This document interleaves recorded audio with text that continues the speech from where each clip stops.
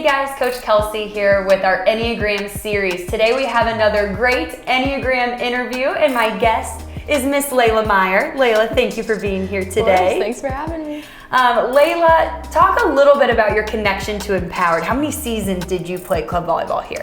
I've played 2 seasons here. I believe it would have been my sophomore and junior year of high school. Okay. I think the 16s and 17s year. Very good. Very good. And I have the honor and the privilege of being your coach now at Huntington University. And so I'm really excited that you're a guest today. And we're talking about your Enneagram number, which is the 3, the achiever. And we've had lots of conversations about it. And so I'm excited to kind of dive in today into some more detail about what your experience is as a 3. So we'll dive right in. So basic description of a 3, and you're gonna tell me if this checks out, okay? Success-oriented, adaptive, excelling, driven, and image conscious. My question is, does that check out? How would you describe yourself? Yes, I could agree with every single one of those. I think the goal-driven thing is pretty big. I think I base a lot of my feelings off of like whether I'm succeeding or not, which can be a good and bad thing at times. Yes. The self-conscious image thing is definitely true. I think I'm always aware of what I'm doing, how I look, how I'm perceived by other people. Yeah. But yeah, I would say those are very accurate. Yes. So you're like, yes, that checks out. Well, basic fear, basic desire. So each number has a basic fear, basic desire. And for a 3, that fear is being worthless. So what would you say your experience with that has been, that fear? I think I've experienced that personally when I do fail at something, and then that's when that feeling gets pretty heavy on myself, just like beating myself up over something that I wish could have gone better. So just like certain life situations where maybe I was helping someone out and it didn't go great, or I wish it could have gone better, and then I just start to feel like I'm not of use or I'm not doing anything beneficial for someone. Sure. That's where that plays in. Yeah, absolutely. And on the other side of that, it makes a lot of sense then that the basic desire is to feel valuable and worthwhile. Why do you think that is important to you to experience that? Yeah, so I think that's important because a lot of my feelings do rely on that. Being of use and that correlating with if I'm successful or not. I usually use that to determine if I am being successful. So being able to be of use, be of benefit to other people makes me get that feeling. Yes. Which is good for other people because I'm helping them, but it also does go both ways, and that's self-fulfilling for me too. Yeah, absolutely. I like that you pointed that out, that being able to, it's not just a 3's goal for them to achieve, it's also their goal to help somebody else do that. That also feels very empowering and impactful for them, which I've seen you do, which is really cool. Well, moving on to some key motivations. I got a list of them. I'm going to read them and we're going to see where they land with you. Okay? So, key motivators of a 3 are to be affirmed, to distinguish themselves from others, to have attention, to be admired, and to impress others. So my question is, how do those land with you? Do you connect with those? Do you not? I do. I think on an athletic level, the distinguishing myself from others and wanting to stand out, I think that pushes a lot of my drive in volleyball.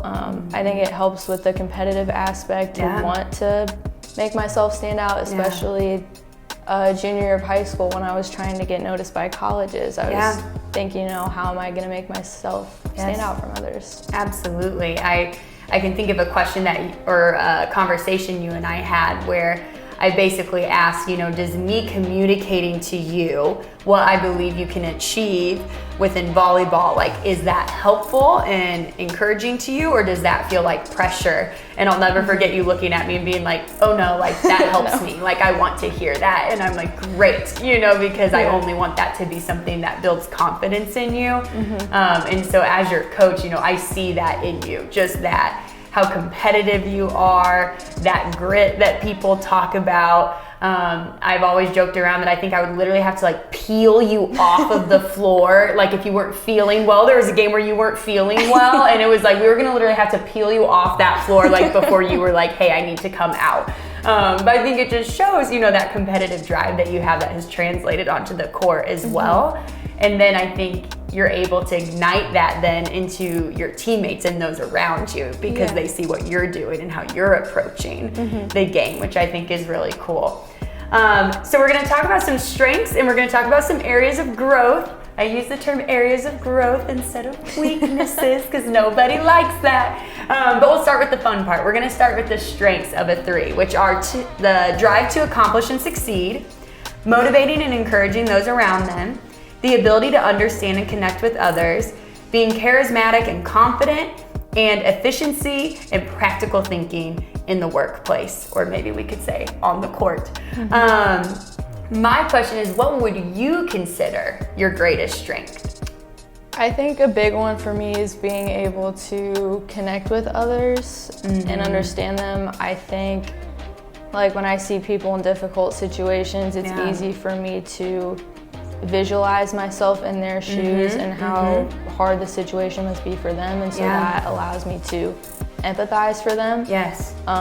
Which kind of counters the being insensitive one, is I think was one of the weaknesses, maybe being insensitive, but I think that's what can counter it. Areas of growth, remember, not weakness. Yes. But I love that, and I think that is such a gift of and strength of a 3 is being able to adapt in a situation, based on the person that they're communicating with, knowing how to connect with that person in the way that that person needs in that moment. I think that's such a gift of a 3 and really helps you develop those strong relationships, which is really cool. So you already gave us a little sneak peek of some of the areas of growth, so I'll read these off. Focusing too heavily on personal image, difficulty accepting failure from themselves or others, losing touch with or avoiding their own feelings, and being perceived as insensitive or overly competitive. Which one of these do you think is the most challenging for you, and why? I think the big one for me is not so much accepting failure from other people, but from myself, because I don't really know how to react to it. Like when it happens, I kind of start spiraling. I want to fix it. Like I'm just kind of going to extreme measures to counter it. Absolutely.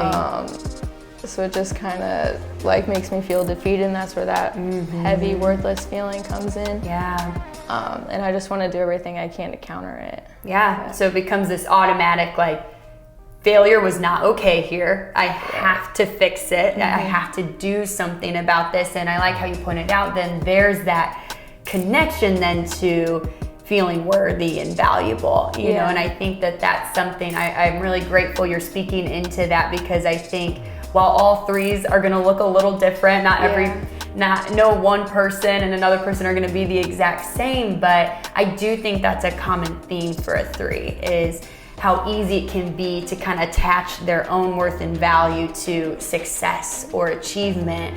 And so I'm so glad you're talking about that and speaking into what that's like, because I know that can be really hard to separate those two things. Well, this next piece is my favorite piece to talk about. It's the fact that every number on the Enneagram reflects the character of God in some way. And so for 3s, I love what it said. It said that 3s reflect God's hope and his radiance. And I just love that word radiance. And I just think, Layla, when I think about not only you as a player and my opportunity to coach you, but having the opportunity to get to know your heart, I think those two things are incredibly accurate when it comes to you. You know, I think you are someone who is radiant in the way that you approach life, you know, and you're not just approaching the volleyball court with this competitive mindset, this motivation to be the best you can be and to excel, but that's how you're approaching school. You know, I've seen you in the library. I know what that looks like during finals week. Like, you're approaching that school in that way, and your relationships, you want to be intentional with those. And so it just has been so neat for me as your coach to watch you embrace those characters of God. And I'm so grateful that you bring that to our team then. And like I said, help ignite that in other people. So I just think that this is absolutely true of you and has been really neat to see. So each number on the Enneagram points to another number when they're stressed and kind of takes on those negative traits, then points to another number when they're in growth and takes on those positive traits. So we're going to talk about what that looks like for a 3. So we'll talk about the stress number first. So a 3 will take on the negative characteristics of a 9, the peacemaker, when they're stressed. And so this could look like retreating to unproductive busy work, and then also losing some energy and motivation. My question is, how do you know, or what is your warning sign that you are starting to point to a 9 in stress? Like, what would you notice in yourself that you would say, oh, like, we're stressed because I can see myself doing these things? My warning sign, I feel a lot during schoolwork when that piles on. It's not like an overwhelmed feeling where there's too much of this and I just fall apart, but it's like I lose the energy for it. Yeah. So I'm just like going through the motion of all these 50 things that I have to get done, and I'm just like emotionless through it. I'm like getting it done, but I'm just like done.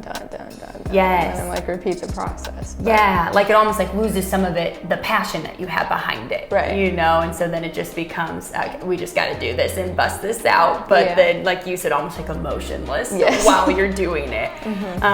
Thank you for describing that. On the other side of things, a 3 takes on the positive traits of a 6, the loyalist, when they're growing and they're in this healthy space. And so that looks like them embracing trust and authenticity and support, and that they learn that they're worthy of connection, aside from their achievements.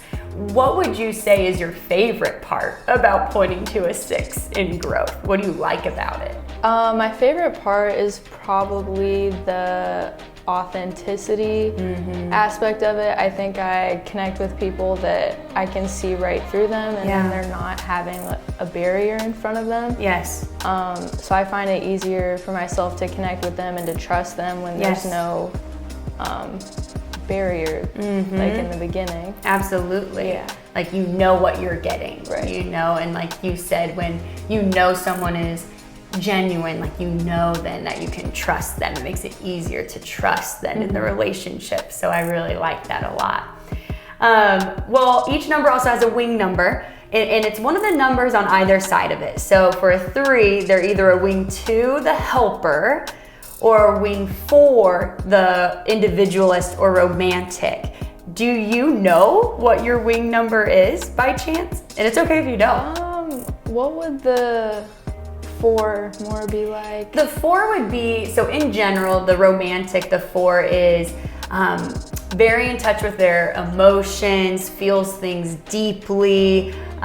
They see the beauty in the world and tend to be really creative.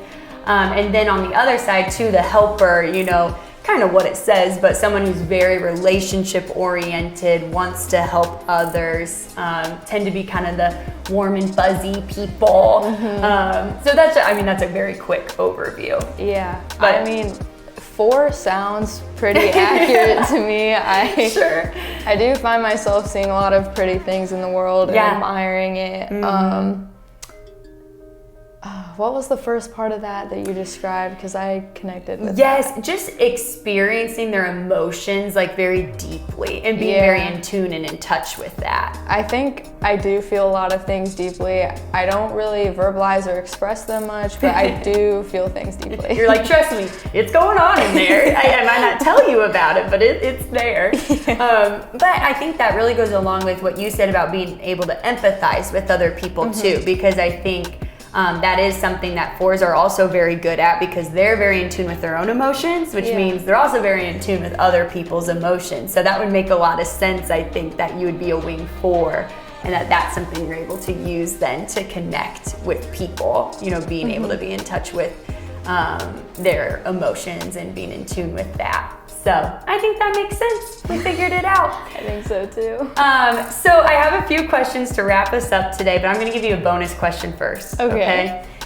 What is something that you do that you would just say, oh my gosh, like that is stereotypical, like 3 behavior, if that makes sense? Like that your friends or, somebody could look at you and be like, oh my gosh, Layla, like you are just completely embodying a 3 right now. What is something you do? Probably, and I use this to control any internal anger I have, but I go silent. Like in situations, like I'm just a silent, angry person. I don't really verbalize it. I don't put it on other people. And that's also another reason why I do that, is because I don't want to put it on other people. I just dead. There's nothing inside if I'm like angry. So that it's just an automatic like nope. And you talked about how sometimes like that comes up when you feel like you're not, achieving or that you failed, so we can expect that if for some reason you were to achieve something you want to do, you might just go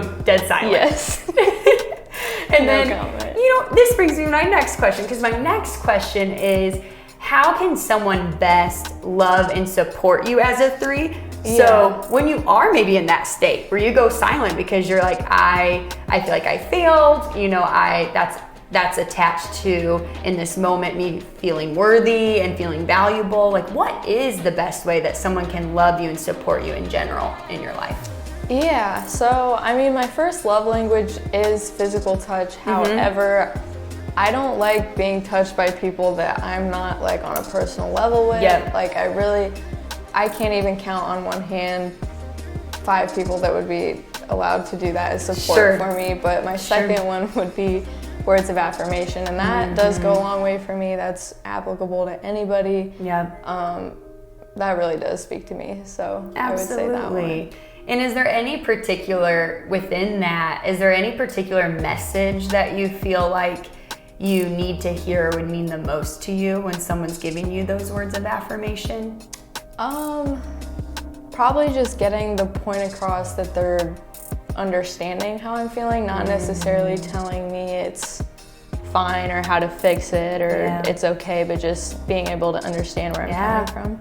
I think so often we can feel this pressure to have the perfect words for somebody when they're struggling, and in reality, I think just us being present and seeking to understand and validating where someone's coming from, I feel like that does so much more than people realize. And that's been my experience too. I'm like, I don't need someone to say the perfect words in a situation, but simply knowing that someone wants to be present, wants to understand, is gonna validate where I'm coming from, like that means a lot.